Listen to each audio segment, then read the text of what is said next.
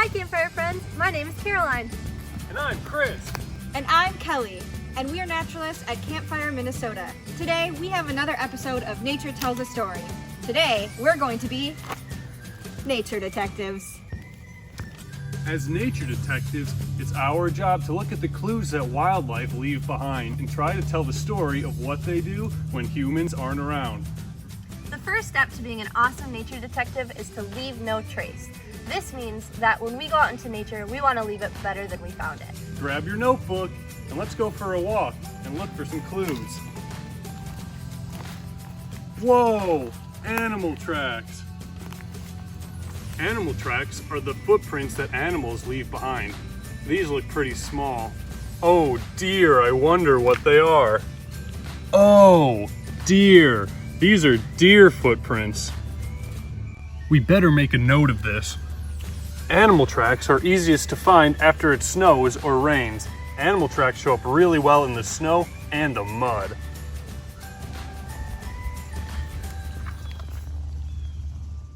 Here are some other common animal tracks that you may find near you. Now, most animal tracks aren't perfectly shaped like these. Sometimes you can only see half a track, or it's very faint in the dirt. That's when you really have to use your detective skills. Ask yourself a few questions. What animals do I know live around here? Is the animal big or small? Does it have 2 legs or 4? Does the animal have paws, claws, webbed feet, or hooves? Asking these questions will help narrow down which animal left this clue.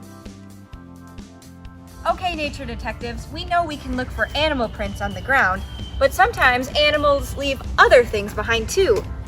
Like this. I think it's a feather. Now this is a really cool feather. I'm not going to touch it, but I'm definitely going to draw it. Losing feathers is a totally natural part of being a bird, but sometimes birds lose their feathers in other ways. Even though we don't know exactly why this bird lost its feather, I think this could be an action part of our story. Maybe the bird got in a tussle with another bird, or it was hunting its prey. Based on the size, colors, and locations of the feather, we figured out that this belonged to a wild turkey. Their feathers help keep them warm as they stay here through the winter and do not migrate. The brown color helps to camouflage them from predators like coyotes. As detectives, we have to think about the big picture. We can't just look at the ground for our clues. We have to look all around. Look at this tree. It's covered in little holes and bigger ones. Holy moly! What do you think would have made these holes? If you guessed woodpecker, you were right. The smaller holes are where they get their food sources, like their bugs and their maggots. And then the bigger holes are where they build their nests.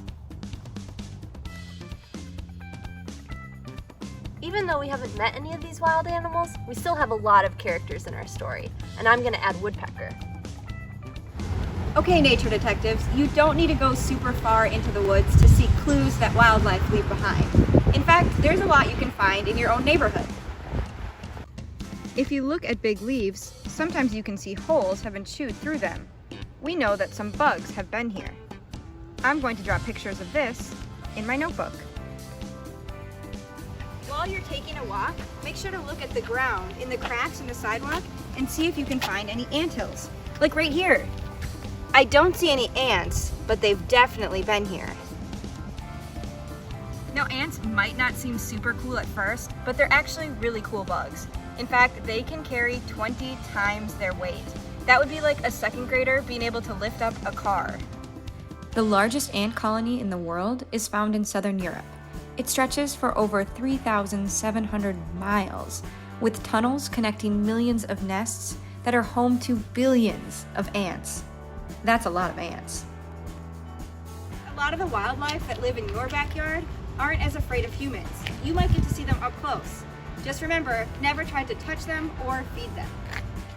We found a lot of great clues while exploring nature today. Now, let's write a story about the animals that left those clues behind.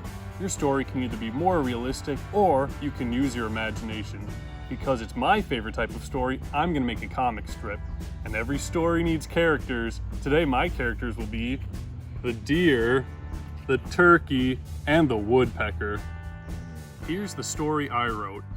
One day, the woodpecker made a new house for himself by pecking a hole into a tree. He was so excited that he called his friends to have a party. The deer said okay and ran so fast that he went through the mud and left footprints.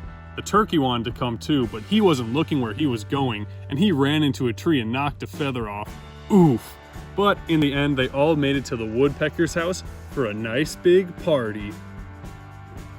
Once you write your story, be sure to share it with a family member or someone you live with. And remember, as a nature detective, you always have to keep your eyes peeled and your ears open. We hope you enjoyed the second episode of Reading the Signs of Nature and enjoyed being a nature detective. We'll see you next time. Bye-bye. Bye!